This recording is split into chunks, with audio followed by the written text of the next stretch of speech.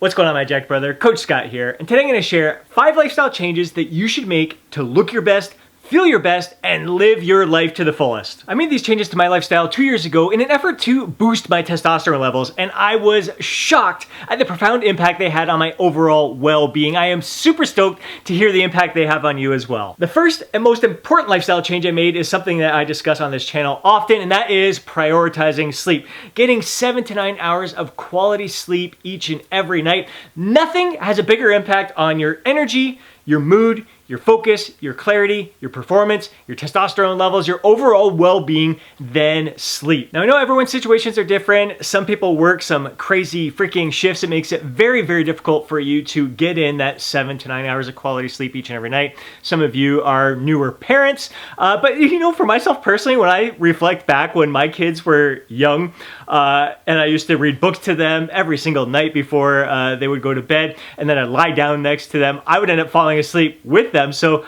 I think I probably got more sleep back then because I was falling asleep at like 7:30, 8 o'clock with them and just go over to my bed and go to bed after that.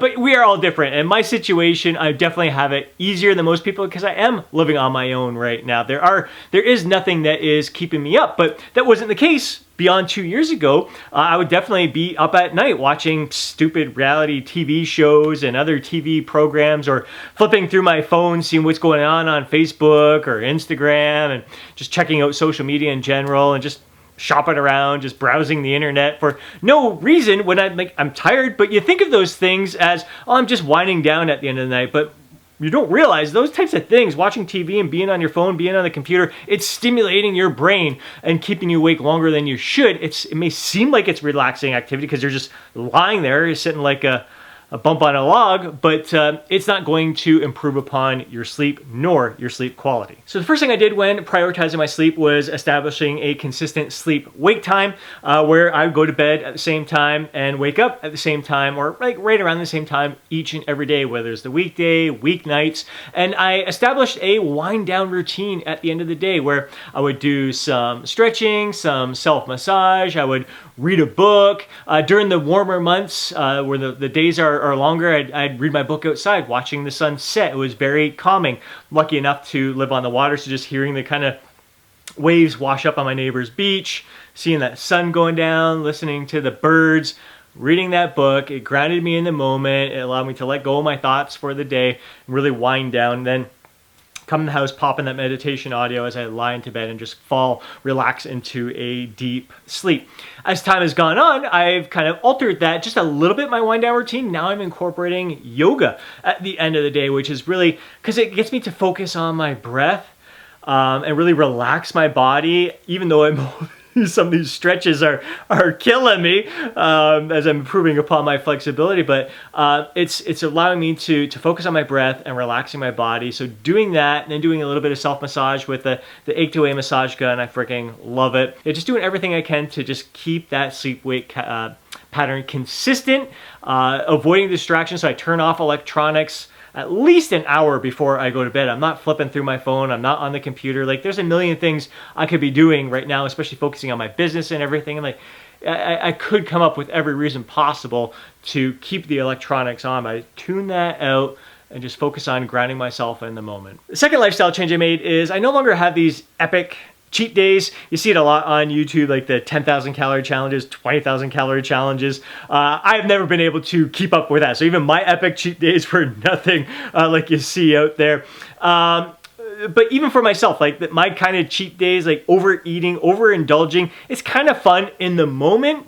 But later that night, you just feel like crap. Like I feel sluggish, I feel bloated, I feel uncomfortable, gassy. You go to bed with acid reflux, sleep like shit, waking up like basically throwing up in my own mouth. I'm like, that's just no fun. That's not how I'm going to feel my best. Like, it may sound like you're having fun eating out and pigging out, but that's not living your best life if you feel shitty like that. And then the next day, again, you feel like crap. You feel sluggish, you feel full, bloated, constipated, even just feel all bound up with everything that's in your system, or it's the opposite. Your body just like, get this stuff out of me here. Then for the next few days, you have to restrict yourself and really reduce your calorie intake to make up for the damage that you did during that epic cheat day. And by the end of the week, you end up feeling drained lethargic. Your energy levels have plummeted because you're no longer consuming an adequate amount of calories to support your lifestyle. So I prefer to keep my calorie intake consistent pretty much throughout the week. So even if I have a day where I'm going to indulge a bit on my favorite treats, or if I'm going to go out with my kids to all-you-can-eat sushi, just because it's all-you-can-eat doesn't mean I need to stuff myself silly. I need to have that heightened sense of awareness and stop at that point of satisfaction. So I'm not feeling gross, full, and bloated. I'm not going to suffer later on that night, and I'm not going to have to drastically reduce my calories throughout the end of the week. I'm going to be able to keep things the same. Tonight, I'm going to enjoy some chips and a craft beer. Fit that into my calorie target for the day, so I don't need to make up for the difference tomorrow. I just keep things on an even keel, even level. I've learned the old tried and true message of everything in moderation. So freaking simple, the message, yet we tend to ignore it most of the time. The third lifestyle change I made is I am eating way more veggies than ever before. It began with the cruciferous veggies, which are anti-estrogenic. So the whole purpose was to increase my testosterone levels there. And then I began to realize that when I'm consuming veggies in each and every meal, my energy is through the roof. I am getting the micronutrients that my body requires to perform my best, to feel my best.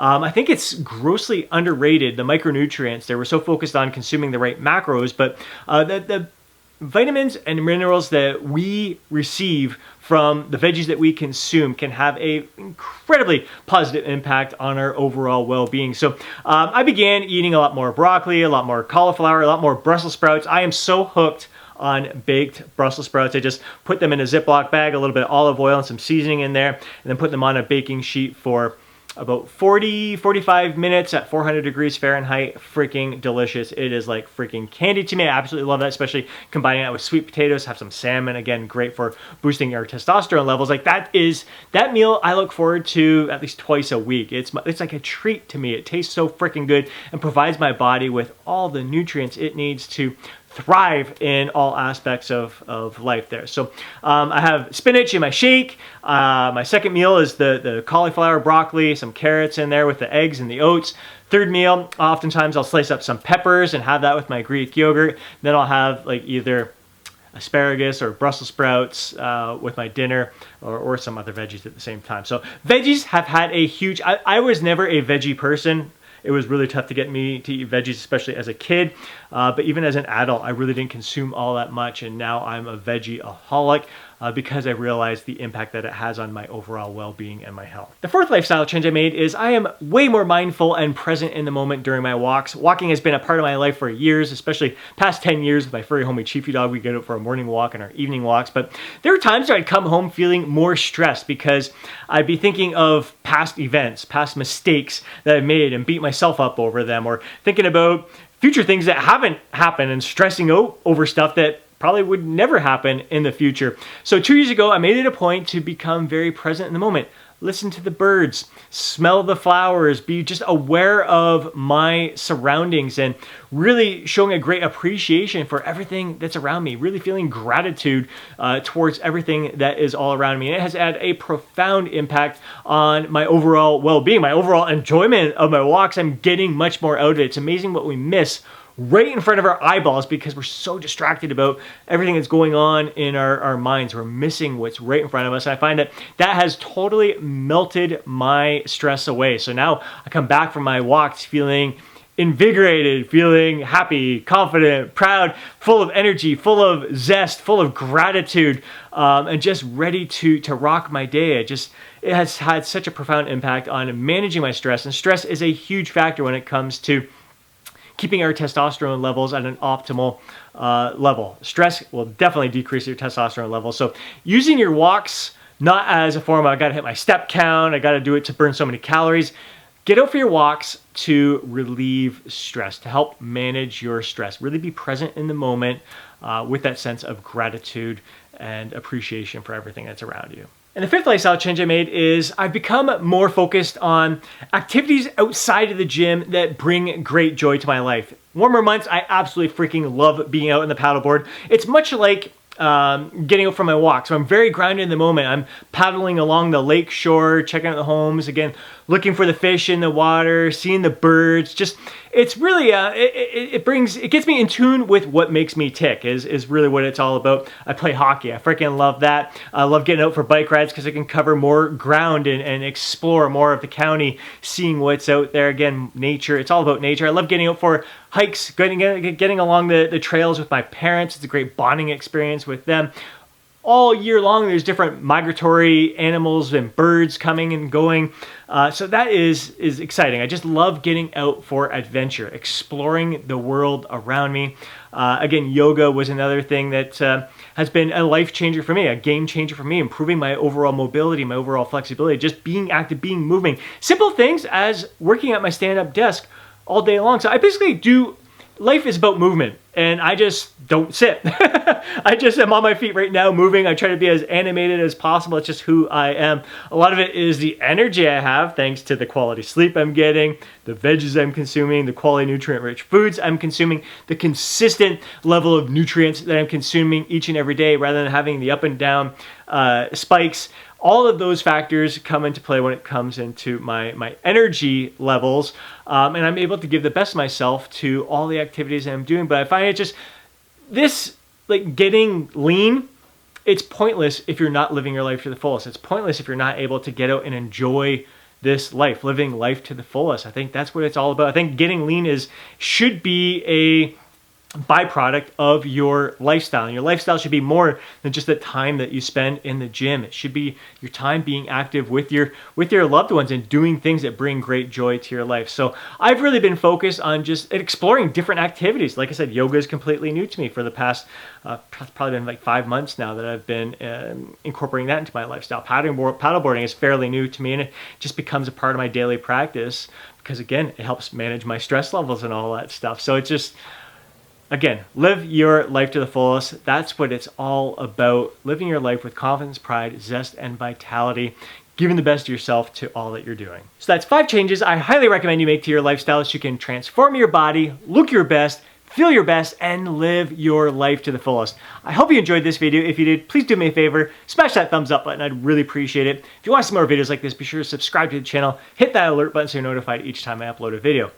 If you know a fellow bro who would benefit from watching today's video, please do me a favor and share it with them. More than anything, I would love to hear your thoughts down in the comment section below. Share your insights, share your feedback on this subject matter, and if you've been incorporating any of these changes into your lifestyle already, how it has impacted you yourself. Before you go, don't forget to download your free guide, Jacked After 40. Have yourself an amazing day. Catch you in the next video.